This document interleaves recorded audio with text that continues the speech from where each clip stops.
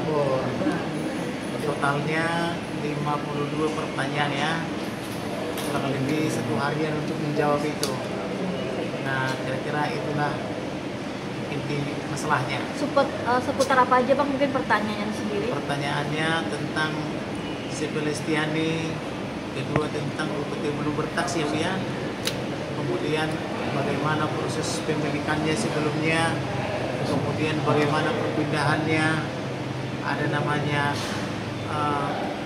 pemilik sero ya, pemegang pengurus, kemudian ada pesero gitu loh. Apakah dengan mundurnya pengurus otomatis mundur menjadi pesero gitu? Kurang lebih begitulah pertanyaannya. Ada yang dibantah mungkin atau pertanyaan? Ya, tentu penegasan dari Ibu Mentarsi bahwa dengan dia mundur sebagai pesero pengurus bukan berarti mundur jadi pemegang saham gitu.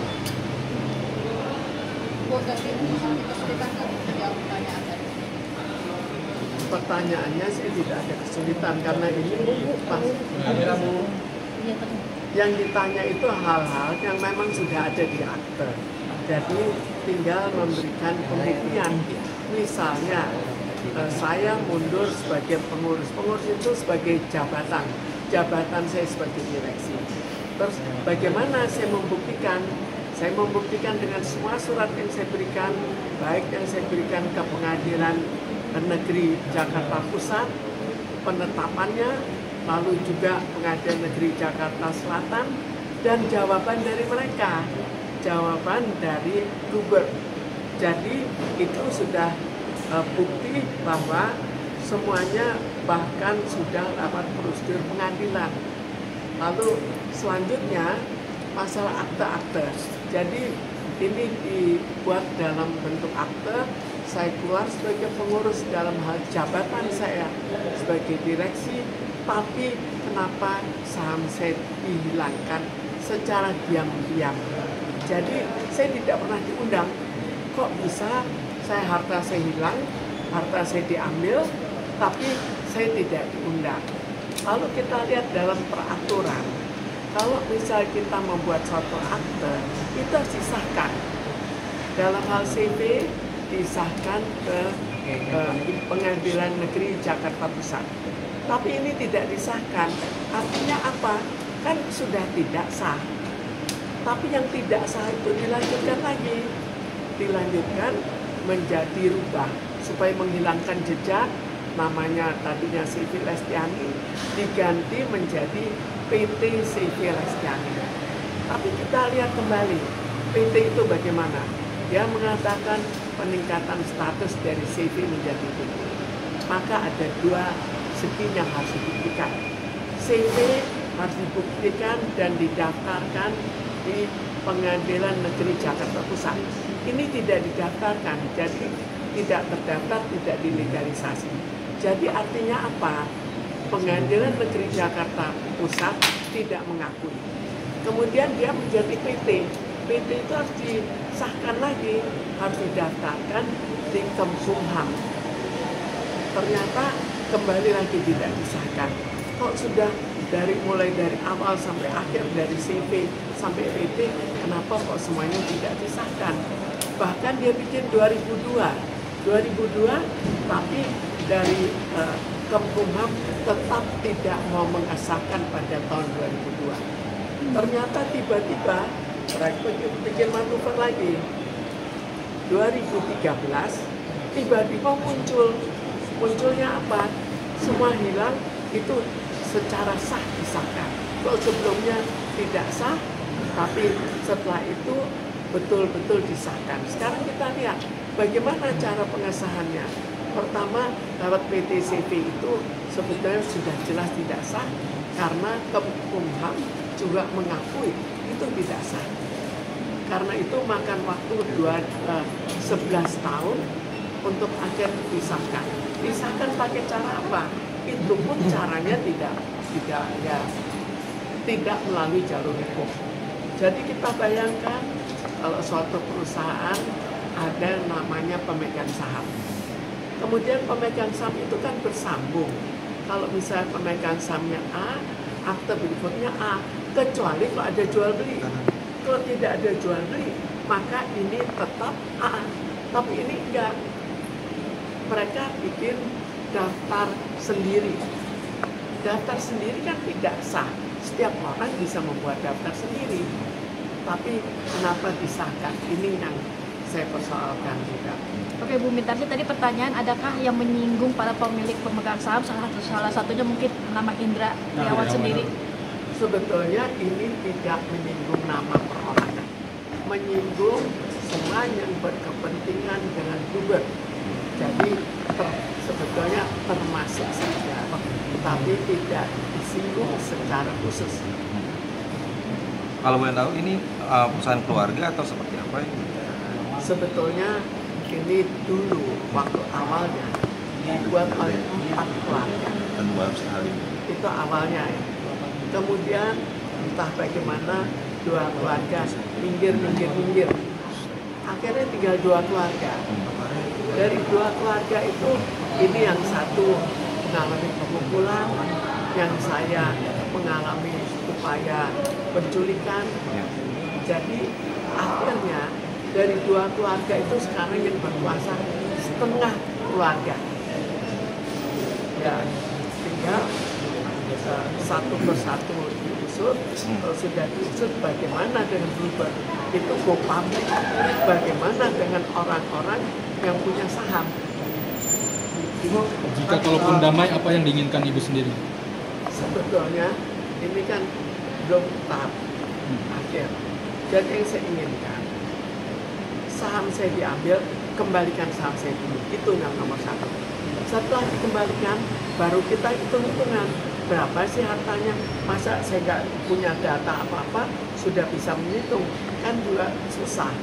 Lebih baik, kembalikan dulu saham ke saya, kemudian kita ambil auditor dari luar, baru kita hitung berapa yang seharusnya dikembalikan ke saya. Dan apa hubungannya dengan saham-saham yang dijual ke masyarakat.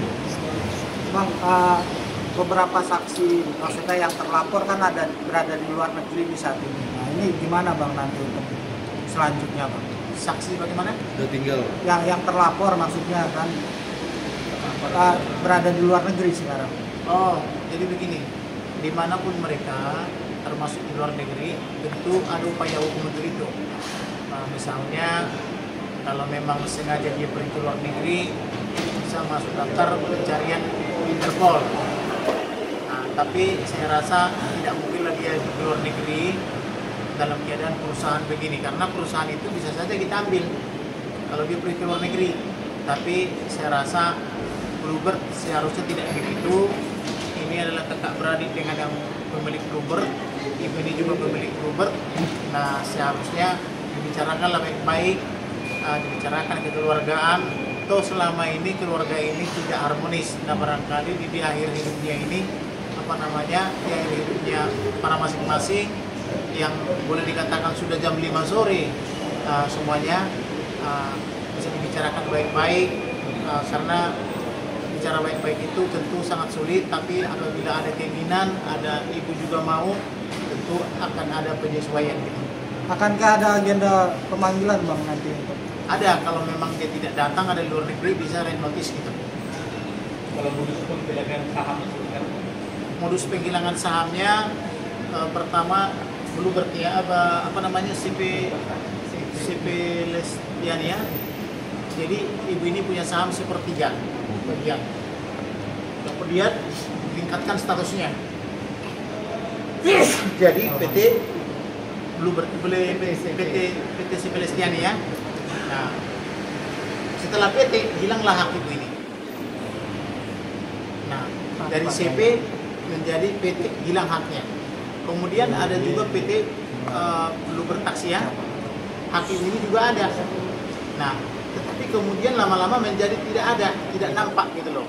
Jadi kira-kira seperti itulah gambaran penghilangan sahamnya. Gitu. Tadi ada barang bukti yang disampaikan kepada Ibu. Barang bukti tentu ada kita berikan, contohnya dia mengundurkan diri dari pemegang saham. Ditulis lagi, mengundurkan diri dari pemegang saham.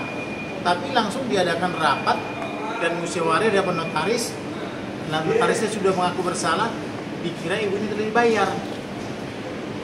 Nah, kemudian notarisnya suruh baca ulang. Oh iya, mengundurkan diri pemegang saham. Berarti kalau bukan pemegang saham, apa dia? Kalau pemegang saham pengurus mundur, apa pemegang saham juga masih ibu ini? Kalau mengundurkan diri dari jabatannya sebagai pesero pengurus gitu, ya ibu ini tetap pemegang saham. Jadi ibu ini tetap pemegang saham sampai hari ini. Mungkin mau saya tambahkan. Jadi cara yang dilakukan itu sangat sederhana. Saya mundur dalam jabatan saya, semua harta dihilangkan. Bisa dibayangkan kalau itu semudah itu terjadi, apa jadinya dengan investor-investor? Apakah investor berani investasi di Indonesia? Dan apa akibatnya nanti bagi ekonomi negara? Karena itu juga dipertanyakan oleh investor kalau masuk ke Indonesia, bagaimana keselamatan dana mereka. Nah, kalau pengusaha lokal saja tidak jelas, apalagi pengusaha asing kan gitu. Tentu kan mereka kan menghitung sampai sedemikian rupa gitu. Bu, mungkin terakhir, berarti sampai saat ini tidak ada komunikasi dengan para pemegang saham dan terutama keponakan? Ya, sampai saat ini tidak pernah ada komunikasi dan mereka juga tidak mau berkomunikasi. Tidak tahu kenapa, apakah karena mereka sudah anggap di atas angin, semua harta sudah di tangan mereka kan. Kalau saya sih tetap menginginkan bagaimana supaya ibu ini diajak berkomunikasi supaya ada solusinya. Tetapi terserah mereka, kalau mereka misalnya keras kepala, ya mereka menempuh atau menggantung lehernya ke jeruji besi.